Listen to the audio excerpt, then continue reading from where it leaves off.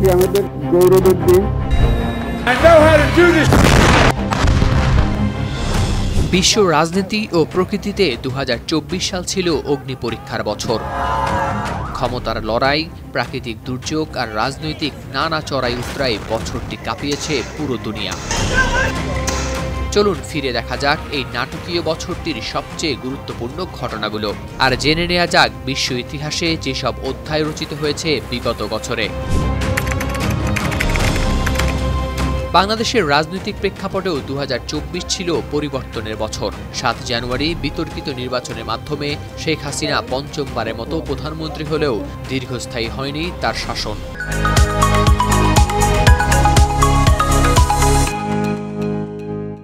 কোটা আন্দোলনের সূত্র ধরে জুলাই আগস্ট মাসে গড়ে ওঠে গণপ্রতিরোধ। অন্তত ১৪২৩ জনের প্রাণের বিনিময়ে দেশ ফিরে পায় দ্বিতীয় স্বাধীনতা। গণ অভ্যুত্থানের মুখে ৫ আগস্ট দেশ ছেড়ে ভারতে পালিয়ে যান শেখ হাসিনা।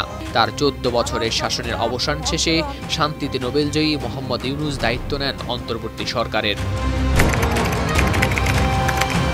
মার্কিন প্রেসিডেন্ট নির্বাচনে বড় চমক দেখান ডোনাল্ড ট্রাম্প। দীর্ঘ বিরতির পর আবার প্রেসিডেন্ট নির্বাচনের প্রতিযোগিতায় নামেন তিনি। তবে ১৩ জুলাই প্রচারণার সময় এক হত্যা চেষ্টার শিকার হলেও তিনি প্রাণে বেঁচে যান। এরপর ২১ জুলাই জো বাইডেন নির্বাচনের দৌড় থেকে সরে গিয়ে সমর্থন জানান কমলা হ্যারিসকে। অবশেষে ৫ নভেম্বরের নির্বাচনে কমলা হ্যারিসকে পরাজিত করে দ্বিতীয়বারের মতো প্রেসিডেন্টের চেয়ারে বসেন ট্রাম্প। ২০২৪ সালে মধ্যপ্রাচ্যের সংঘাত ধারণ করে আরও জটিল আকার। ইসরায়েলের হামলায় নিহত হন ৪৭,০০০-এরও বেশি ফিলিস্তিনি, যার বেশিরভাগই নারী ও শিশু।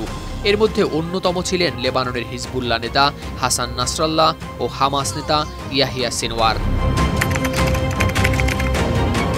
দীর্ঘ গৃহযুদ্ধের পর বিদ্রোহী বাহিনীর সামনে ভেঙে পড়ে বাশার আল আসাদ সরকার। ডিসেম্বরে বিদ্রোহীরা দামেস্ক দখল করলে আসাদ পরিবার পালিয়ে আশ্রয় নেয় রাশিয়ায়। এর মাধ্যমেই সিরিয়ায় পরিসমাপ্তি ঘটে আসাদ পরিবারের দীর্ঘ ৫০ বছরের শাসন। ২০২৪ সাল জুড়ে ভয়াবহ প্রাকৃতিক দুর্যোগে হয় বহু প্রাণহানি। সংযুক্ত আরব আমিরাতের দুবাইতে দেখা যায় ৭৫ বছরের মধ্যে সবচেয়ে বেশি বৃষ্টিপাত, যার ফলে ঘটে বন্যা। আফগানিস্তানে বন্যায় মৃত্যু ঘটে ৪৫০ জনের ও হজের সময় তীব্র তাপপ্রবাহে প্রাণ হারান ৫০০ জন হজযাত্রী। প্রায় ২.৫ বছর ধরে চলমান রুশ ইউক্রেন যুদ্ধে নেয় নতুন মোড়। পশ্চিমা সামরিক সাহায্যে ইউক্রেন পাল্টা আক্রমণ চালায় ও বড় সাফল্য পায় পূর্বাঞ্চলে। অন্যদিকে রাশিয়াও অবকাঠামো ধ্বংসে বাড়ায় ড্রোন হামলা। মানবিক সংকট হয় আরও গভীর, ব্যর্থ হয় কূটনৈতিক প্রচেষ্টাও। ৫ জুলাই যুক্তরাজ্যের সাধারণ নির্বাচনে কেয়ার স্টারমারের নেতৃত্বে লেবার পার্টি আসে ক্ষমতায়। ১৪ বছর পর ঋষি সুনাকের পরাজয়ে কনজারভেটিভ পার্টি হারায় নেতৃত্ব। পরিশেষে বলাই যায় ২০২৪ সালটি সংঘাত, বিপ্লব আর পরিবর্তনের এক অনন্য অধ্যায় হিসেবে জায়গা করে নেবে ইতিহাসের পাতায়। এই বছর দেখিয়ে দিয়েছে সংকট যত হোক বড়, পরিবর্তন যেন তার চেয়েও বড়।